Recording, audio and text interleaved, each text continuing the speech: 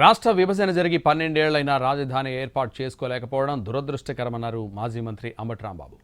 అందుకు కారణం చంద్రబాబే అని మండిపడ్డారు. రాజధానికి కేంద్ర నిధులు ఇచ్చిన చంద్రబాబు స్వార్థం, అవినీతి వల్ల రాజధాని నిర్మాణం కాలేదన్నారు. అమరావతి అంతులేని కథగా మారిందన్నారు అంబటి. అవినీతి చేసి కమిషన్లు తీసుకోవడానికి అమరావతి ఉపయోగపడుతుందన్నారు. నిర్మాణానికి 12 సంవత్సరాల్లో కనీసమైనటువంటి రాజధానిని ఏర్పాటు చేసుకోలేకపోవటం చాలా దురదృష్టకరమైనటువంటి పరిస్థితి. రాష్ట్రం విడిపోతే రాజధాని కట్టుకోవడానికి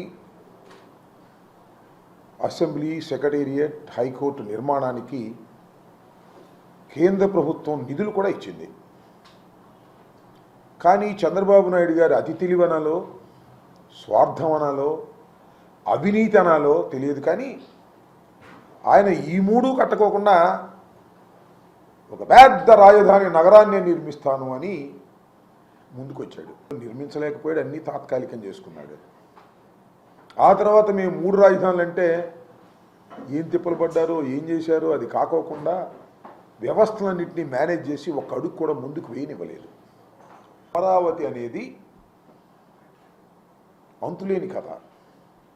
అది అయ్యేది కాదు, పెట్టేది కాదు.